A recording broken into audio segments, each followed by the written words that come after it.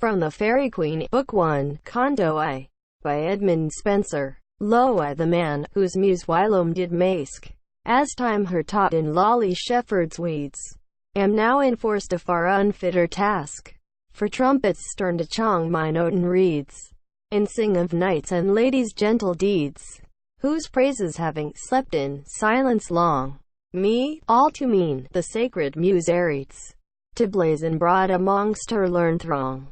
Fierce worries and faithful loves shall moralize my song. Help then, O holy Virgin Chief of Nine, thy weaker novice to perform thy will. Lay forth out of thine everlasting scrine the antique rolls, which there lie hidden still, of fairy knights and fairest Tanaquil, whom that most noble Briton prince so long sought through the world, and suffered so much ill, that I must rue his undeserved wrong. O help thou my weak wit, and sharpen my dull tongue. And thou most dreaded imp of highest Jove, fair Venus Zana, that with thy cruel dart at that good knight so cunningly did strove, that glorious fire it kindled in his heart, lay now thy deadly Heban bow apart, and with thy mother mild come to mine aid. Come both, and with you bring triumphant Mart, in loves and gentle jollities arrayed, after his murderous spoils and blouty rage allayed, and with the meek, O goddess heavenly bright, mirror of grace and majesty divine, great lady of the greatest isle, whose light, like Phoebus' lamp throughout the world doth shine, shed thy fair beams into my feeble ane, and raise my thoughts too humble and too vile, to think of that true glorious type of thine, the argument of mine afflicted style, the which to Herat vouchsafe, O dearest dread a while. I, a gentle knight, was pricking on the plain, why clad in mighty arms and silver shield, wherein old dints of deep wounds did remain, the cruel marks of many a bloody field. Yet arms till that time did he never wield. His angry steed did chide his foaming bit, as much disdaining to the curb to yield. Full jolly knight he seemed, and fair did sit, as one for knightly jousts and fierce encounters fit. But on his breast a bloody cross he bore, the dear remembrance of his dying lord, for whose sweet sake that glorious badge he wore, and dead as living ever him adored. Upon his shield the like was also scored, for sovereign hope, which in his help he had. Right faithful true he was in deed and word, but of his cheer did seem he too solemn sad. Yet nothing did he dread, but ever was he dread. Upon a great adventure he was bond, that greatest Gloriana to him gave, that greatest glorious Queen of Fairy Land, to win him worship and her grace to have, which of all earthly things he most did crave, and ever as he rode, his heart did earn, to prove his puissance in battle brave, upon his foe, and his new force to learn. Upon his foe, a dragon horrible and stern. A lovely lady rode him fair beside, upon a lowly asse more white than snow, yet she much whiter, but the same did hide, under a velay that wimpled was full low, and over all a black stole she did throw, as one that inly mourned, so was she sad, and heavy sat upon her palfrey slow, seemed in heart some hidden care she had, and by her in a line a milk-white lamb she lad. So pure and innocent as that same lamb, she was in life and every virtuous lore, and by descent from royal lineage came, of ancient kings and queens, that had of yore their scepters stretched from east to western shore, and all the world in their subjection held, till that infernal fiend with foul uproar forewasted all their land, and them expelled, whom to avenge she had this night from far compelled. Behind her far away a dwarf did lag, that lacy seemed in being everlast, or wearied with bearing of her bag of needments at his back. Thus as they passed, the day with clouds was sudden overcast, an angry Jove in hideous storm of rain did pour into his lemon's lap so fast, that every wight to shroud it did constrain, and this fair couple eke to shroud themselves were fain. Enforced to seek some covert nigh at hand, a shady grove not far away they spied, that promised aid the tempest to withstand, whose lofty trees why glad with summer's pride, did spread so broad, that heaven's light did hide not perceivable with power of any star, and all within were paths and alleys wide, with footing worn, and leading inward far. Fair harbour that them seemies, in they entered and forth they passe, with pleasure forward led, joying to Hera the birdies' sweet harmony, which there enshrouded from the tempest dread, seemed in their song to scorn the cruel sky. Much can they praise the trees so straight and high, the sailing pine, the cedar proud and tall, the vine prop elmy, the poplar never dry, the builder oak, sole king of forests all, the aspine good for staves, the cypress funeral, the laurel, mead of mighty conquerors, and poets sage, the fear that weepeth still, the willow wern of forlorn paramours, the eugh obedient to the bender's will, the birch for shaft as the sallow for the mill, the merry sweet bleeding in the bitter wound, the warlike beech, the ash for nothing ill, the fruitful olive, and the platane round, the carver holm, the maple sealed him inward sound. Led with delight, they thus beguile the way, until the blustering storm is overblown, when weening to return, whence they did stray, they cannot find that path, which first was shown, but wander to and fro in ways unknown, furthest from end then, when they nearest ween, that makes them doubt, their wits be not their own. So many paths, so many turnings seen, that which of them to take in diverse doubt they been. She, at last resolving forward still to fare, till that some end they find or in or out, that path they take that beaten seemed most bare, and like to lead the labyrinth about, which when by tract they hunted had throughout. At length it brought them to a hollow cave, amid the thickest woods. The champion stout, Eftsones dismounted from his courser brave, and to the dwarf the while his needles spare he gave. Xii, be well aware, quoth then that lady mild, least sudden mischief ye too rash provoke.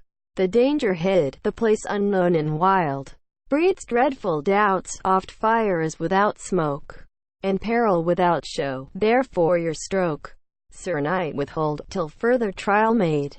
Ah lady, said he, shameward or revoke the forward footing for an hidden shade, for two gives herself light through darkness for to wade. Xii, yea but, quoth she, the peril of this place, I better wot than you, though now too late, to wish you back return with foul disgrace. Yet wisdom warns, vilest foot is in the gate, to stay this step, ere forced to retreat. This is the wandering wood, this error's den, a monster vile, whom God and man does hate.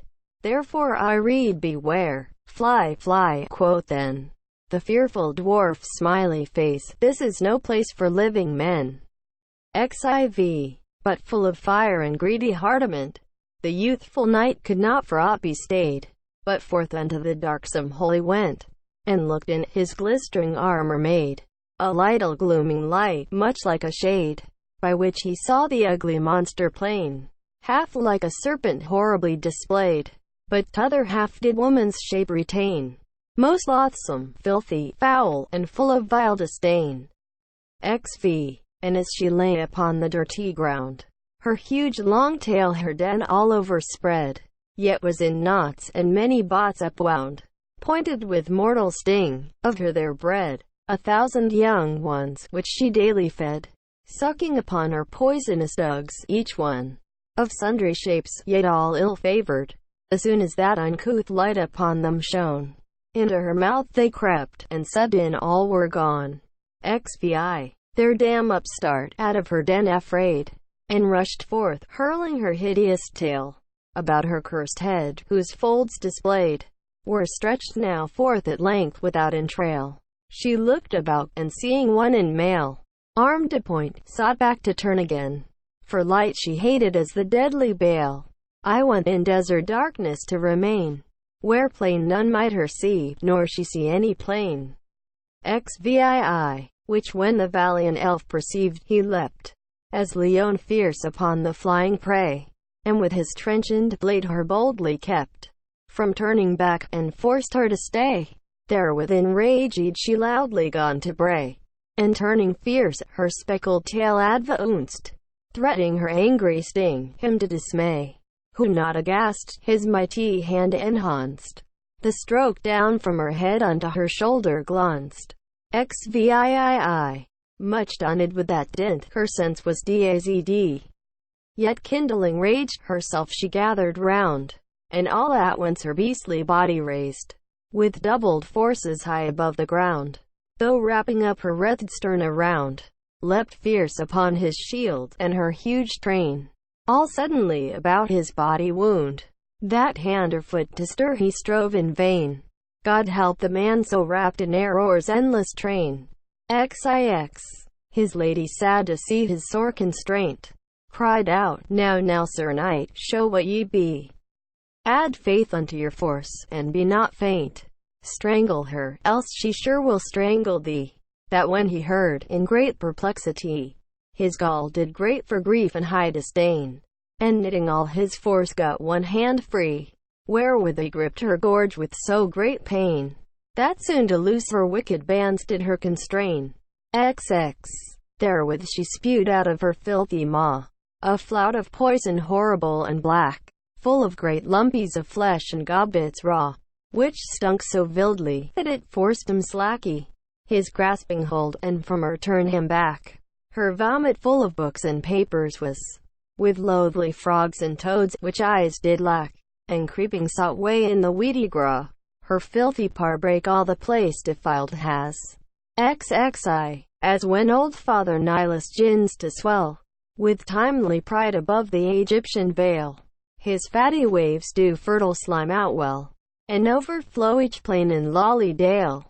But when his later spring gins to avail, huge heaps of mud he leaves, wherein there breed 10,000 kindays of creatures, partly male, and partly female of his fruitful seed. Such ugly monstrous shapes elsewhere may no man read. XXII. The same so sore annoyed has the knight, that well nigh choked with the deadly stink. His forces fail, nay can no longer fight, whose courage when the fiend perceived to shrink, she poured forth out of her hellish sink, her fruitful curse spawn of serpents small, deformed monsters, foul, and black as inky, which swarming all about his legs did crawl, and him incombe bred sore, but could not hurt at all. XXIII.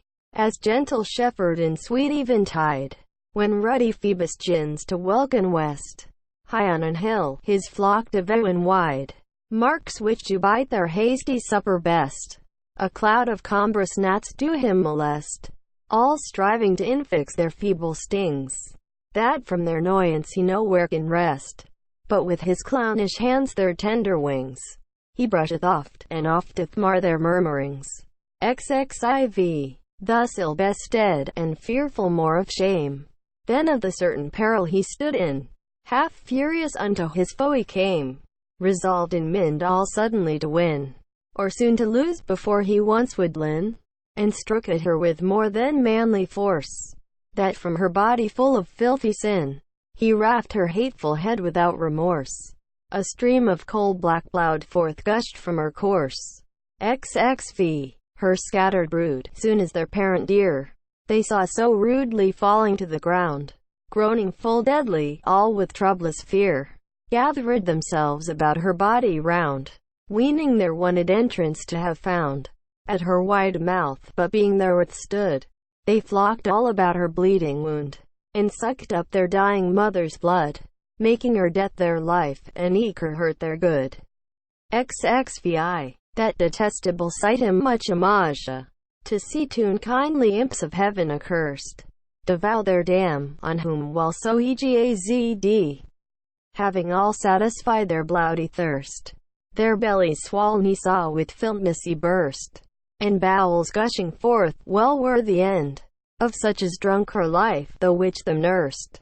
Now needeth him no langer labour spend, his foes have slain themselves, with whom he should contend. XXVII. His lady, seeing all that chanced from far, approached in haste to greet his victory, and said, Fair knight born under happy star, who see your vanquished foes before you lie, well worthy be you of that armory, wherein ye have great glory won this day, and probed your strength on a strong enemy. your first adventure, many such I pray, and henceforth ever wish that like succeed it may. XXVIII. Then mounted he upon his steed again, and with the lady backward sought to wend. That path he kept, which beaten was most plain, never would any by way bend, but still did follow one unto the end, the which at last out of the wood them brought. So forward on his way, with God to friend, he passed forth, and new adventure sought. Long way he travelled, before he heard of aught. XXIX. At length they chanced to meet upon the way an aged sire, in long black weeds white clad, his feet all bare, his beard all hoary grey, and by his belt his book he hanging had. Sober he seemed, and very sagely sad, and to the ground his eyes were lowly bent, simple in show, and void of malice bad. And all the way he prayed, as he went, and often knocked his breast, as one that did repent. XXX. He fair the knight saluted, louding low, who fair him quitted, as that courteous was, and after asked him, if he did know of strong adventures, which abroad did paw. Ah, my dear Zana, quoth he, how should, alas, silly old man, that lives in hidden cell, bidding his beads all day for his trespass, tidings of worry and worldly trouble tell? With Holy Father sits not with such things to mell. XXXI. But if of dung or which hereby doth dwell, and homebred evil ye desire to hara, of a strong man I can you tidings tell, that wasteth all this country far and near. Of such, said he, I chiefly do inquiry, and shall you well reward to show the place, in which that wicked wight his days doth wear. For to all knighthood it is foul disgrace, that such a cursed creature lives so long a space. XXXII. Far hence, quoth he, in wasteful wilderness, his dwelling is, by which no living wight may ever pass, but thorough great distress. Now, say the lady, draweth toward night, and well I wot, that of your later fight, ye all forewearied be, for what so strong, but wanting rest will also one of might. The sun that measures heaven all day long, at night doth bait his steeds the ocean waves among. XXXIII. Then would the sun take, sir, your timely rest, and with new day new work at once begin. Untroubled night, they say, gives counsel best. Right well, sir, night ye have advised been. Quoth then that aged man, winking face, the way to win is wisely to advise. Now day is spent, therefore with me ye may take up your inn. For this same night, the knight was well content, so with that godly father to his home they went. XXXIV. A little lowly hermitage it was, down in a dale, hard by a forest side, far from resort of people that did paw. In travail to and fro, a little wide, there was an holy chapelle edified, wherein the hermit duly wont to say his holy things each morn eventide. Thereby a crystal stream did gently play, which from a sacred fountain welled forth alway. XXXV. Arrived there, the little house they fill, ne look for entertainment, where none was. Rest is their feast, and all things at their will. The noblest mind the best contentment has. With fair discourse the evening so they paw, for that old man of pleasing words had store, and well could file his tongue as smooth as glass. He told of saints and popes, and evermore he strode an avenue, merry after and before. XXXVI. The drooping night thus creepeth on them fast, and the sad humor loading their eyelids, as messenger of Morpheus on them cast. Sweet slumbering deaw, the which to sleep them biddus. Unto their lodgings then his guesties he readus, where when all drowned in deadly sleep he finds, he to his study goes, and there amidus his magic books and arts of sundry kindes, he seeks out mighty charms, to trouble sleepy mins. XXXVII. Then choosing out few words most horrible, let none them read, thereof did verses frame, with which and other spells like terrible, he bade awake black Pluto's griesly dame, and cursed heaven, and spake reproachful shame of highest God, the Lord of life and light, a bold bad man, that dared to call by name great Gorgon, prince of darkness and dead night, at which Cocytus quakes and Styx is put to flight. XXXVIII. And forth he called out of deep darkness dread legions of sprites, the which like little flies, fluttering about his ever-damned head, await where to their service he applies, to aid his friends, or fray his enemies. Of those he chose out two, the falsest two, and fittest for to forge true-seeming lies. The one of them he gave a message to, the other by himself stayed other work to do. XXXIX. He making speedy way through spursed air, and through the world of waters wide and peep, to Morpheus' house doth hastily repair, amid the bowels of the earth full steep. And lo, where dawning day doth never peep, his dwelling is there. Tethys his wet bed doth ever wash, and Cynthia still doth steep in silver deaw his ever drooping head, whiles sad night over him her mantle black doth spread. XL. Whose double gates he findeth locked fast, the one fair framed of burnished evora, the other all with silver overcast. And wakeful dogs before the far do lie, watching to banish care their enemy, who oft is wont to trouble gentle sleep. By them the sprite doth pass saying quietly, and unto Morpheus comes, whom drowned deep in drowsy fit he finds, of nothing he takes keep.